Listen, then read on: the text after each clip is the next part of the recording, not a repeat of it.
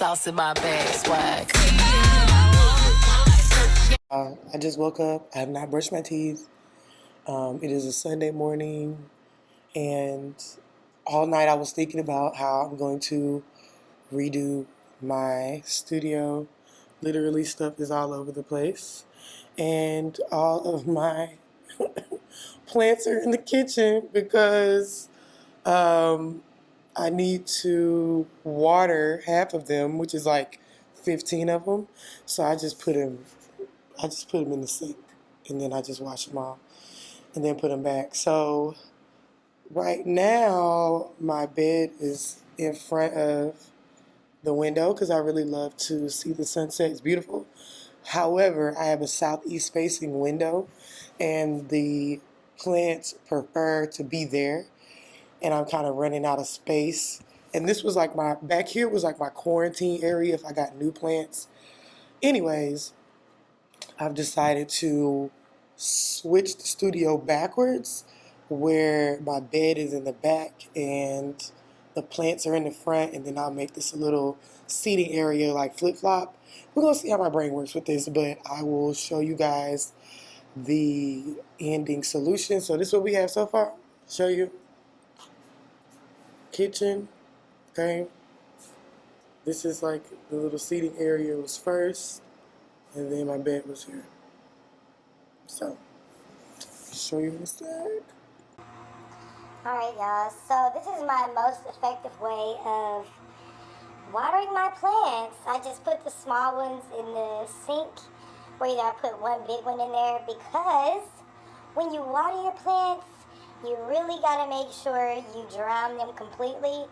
And doing that little bitty, it was cute, you know. I got my little watering can from Target, absolutely adorable, but these big old plants need a lot of water at once. And I was just not, I can't go outside and water them, so this is the best way to do that. Highly suggest, highly suggest, highly suggest. I'm back. I finished everything up. This is what we got so far. I probably should sit it down.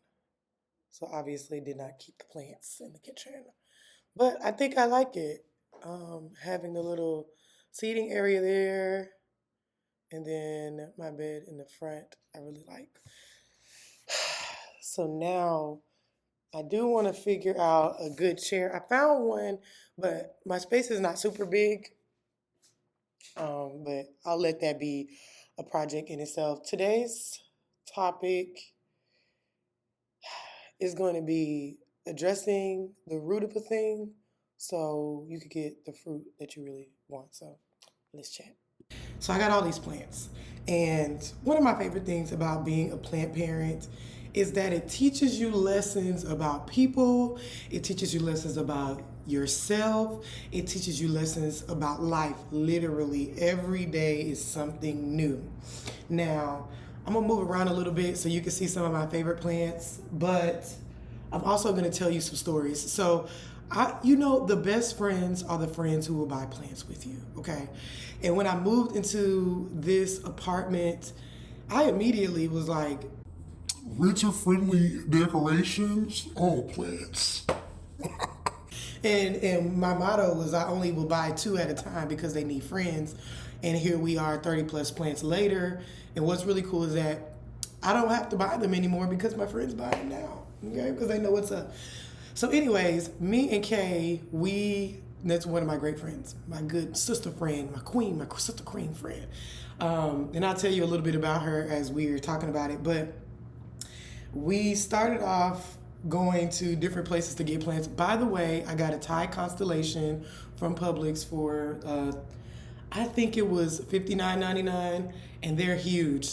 Hold on, look. Aren't they beautiful? You see them? There's 2 of them. Had to get it. Anyways, she also put me onto that.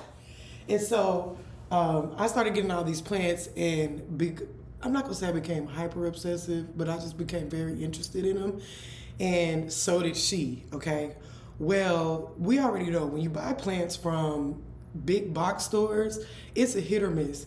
Either they're gonna have hella pests, or they might die. They might be on their last leg, or they're really good. Who knows? You know, you never know. And that's for anywhere. I'll just say that much. So anyway, she got some plants, and there was 3 of them. One I knew for sure had mealybugs, which give me the freaking heebie-jeebies right now.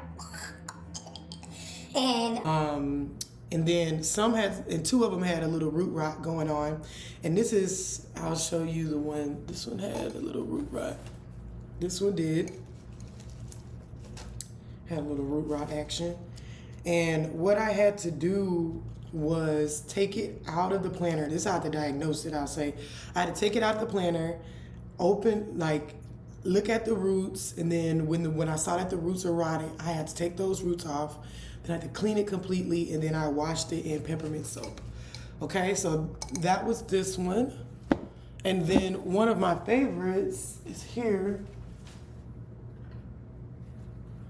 This is a Dottie Calathea or Calathea. You say tomato, I say tomato. I'm gonna say tomato every time.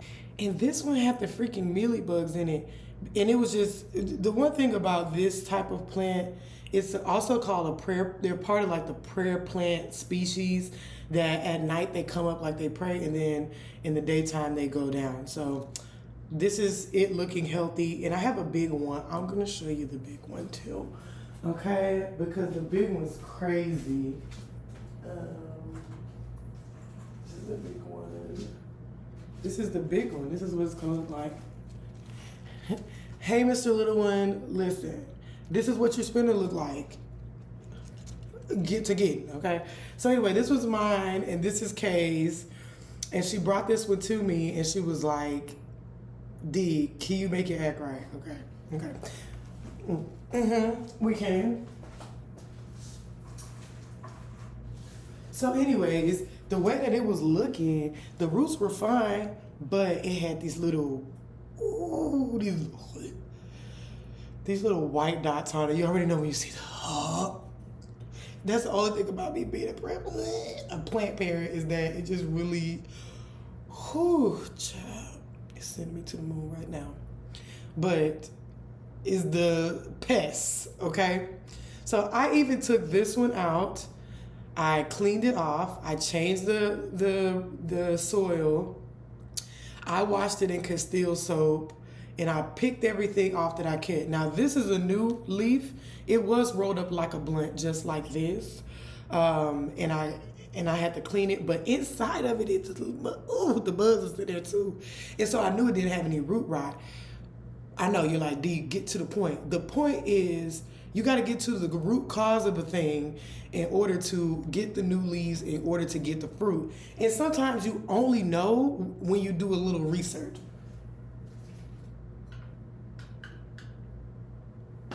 Now, this is the interesting part about it is that nobody wants to pull a plant out of the root, out of the soil, and wash it off and shock the plant and all that stuff. But you understand, as a plant parent, sometimes that's what you have to do in order to save your plant. The realization to all of this, even for us as human beings, is when you get to the point that you see something's wrong with your life, or a part of your life is not going where it needs to go, or it's getting sick, okay? It's not dead. Everything is not gone to shambles. It's just something makes you go, okay? You have to start addressing it at that point. What is the root cause of the thing? And mealybugs like to get on the underside of your plant and just suck the life out of your plant. Next thing you know, your plant got 7,000 of them on there, and then you just gotta throw it away, okay? That's the same thing as our life. When you see something in your life that's not going where you want it to go, you need to say, okay, what is it? Is it root rot? Is the root system damaged? If it is, I need to address the damage, and I need to get it some fresh soil. I need to get it some fresh water, fertilizer, and it needs to chill out, okay? Is it pests? Something that's sucking the life out of my fruit. Oh, he did that bullshit. Y'all listen to this. Sometimes the pests are sucking the life out of your fruit and your leaves, the things that you've worked so hard for. You've done the work, and the fruit of your labor is coming out. And then you have little pests and people and circumstances that start to threaten the beauty of the thing, the impact of the thing, right? You got to pick them mugs off immediately. You got to drown them out immediately. The thing about mealybugs and about spider mites and about aphids, they don't like water. You got to drown them. You got to get rid of them. You got to pick them off. You got to put that neem oil on them. You got to treat it. And then you got to come back every day and you got to check it and treat it. This, Dottie, I have to check. I've had it for a week. I check it every day. And what's crazy is that maybe every 3 to 4 days, I find one mealybug. It has not destroyed the plant because I could just put a little alcohol on it, or I could just pick it off and then that's it. But if I did not pay attention to it, y'all, it will destroy my plant and eventually it'll get to the roots. Right? Here go a word of encouragement. If something or someone or a circumstance is attacking your fruit, you good. You gotta handle it. You gotta extinguish the fire right then, though. You can't let it fester. Otherwise, it's going to affect your root system, right? And let's talk about root system. A lot of plants have root rot, and that's because the soil stays too moist and the roots just stay down in there. Sometimes the root system is really, really strong, but it's still just sitting in water.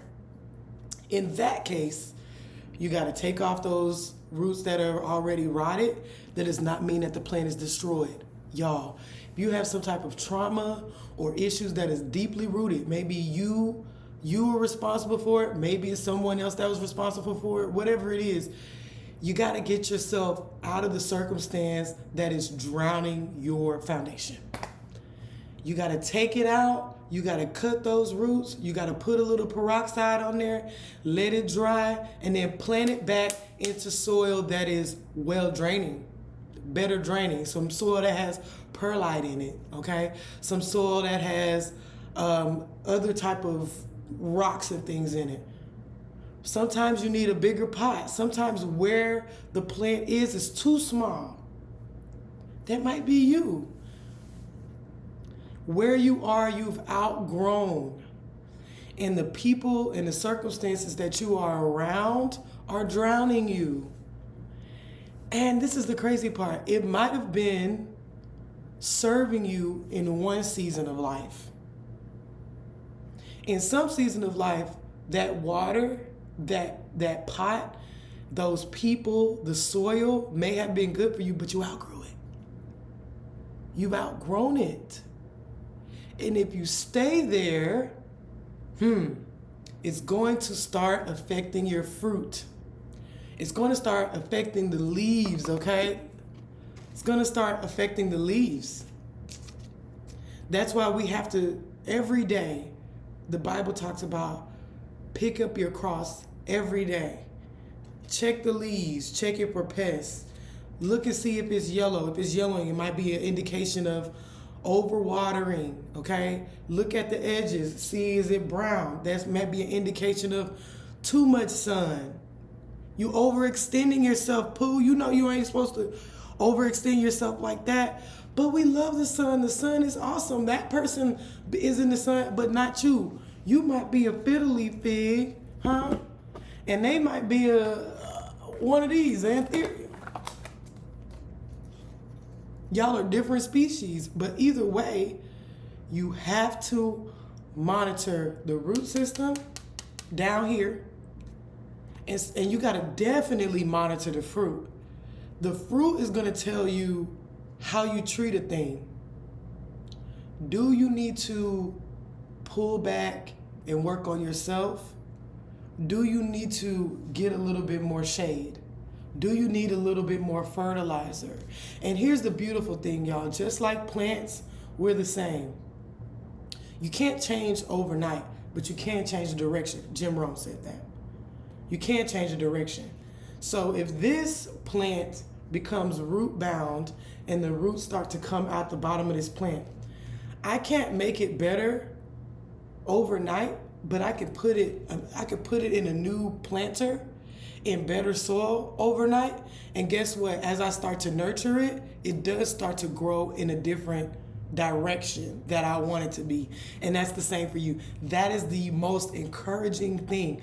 God's timing, my pastor says this, God's timing is God's grace. Time goes past and you're making the necessary changes to increase your life and better your relationships, and you're really working on yourself, and you're going to therapy. Guess what? Every single day, like this plant, you might see some new growth. And this is the crazy thing about new growth, y'all. Oh my gosh, let me show you this one. About new growth is that when you see that a leaf is about to unfurl or it's on this process, this one literally did this overnight when I wasn't watching, when I was asleep. And that's the same thing for you. All you know is that I'm just gonna water it, I'm gonna put some fertilizer in it, and I'm gonna check it for pests. I'm gonna make sure that it's in a good pot, and I'm gonna put it where it thrives. And that's the same for you. All you can be responsible for is what you can be responsible for. You be responsible for the people you're around. You be responsible for what you eat and put inside your body and put inside your ears and your eyes. God is responsible for the growth. And that's the gift. You don't have to worry about all of that. You don't have to worry yourself about how fast do I have to grow. You're going to grow regardless. It's going to happen regardless, as long as you are putting in the correct work to the right direction. So y'all be encouraged, continue to grow. And even if you had a little pest on you, right? You went through something in life. Even if you had a little pest on you and you got burnt in the sun, and now you have brown around your leaves. Maybe you got a little scar on your body. Maybe you have a health challenge. Don't get rid of yourself, right? I'm not just gonna cut this off because it's brown. Don't get rid of yourself and give up on yourself just because of that. That's what makes you beautiful. The blemishes is what makes you one of a kind, right? You might see the blemish, but you know that you're growing beautifully, and this leaf has purpose, just like you. Even when I first got this plant, aphids were on it, okay? And I said, you know what? These mugs got to go. They got to go.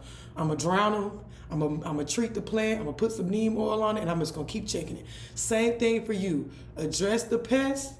If it ate this little leaf up a little bit, that ain't no problem. But still, look how beautiful. And that's the same for you. All right.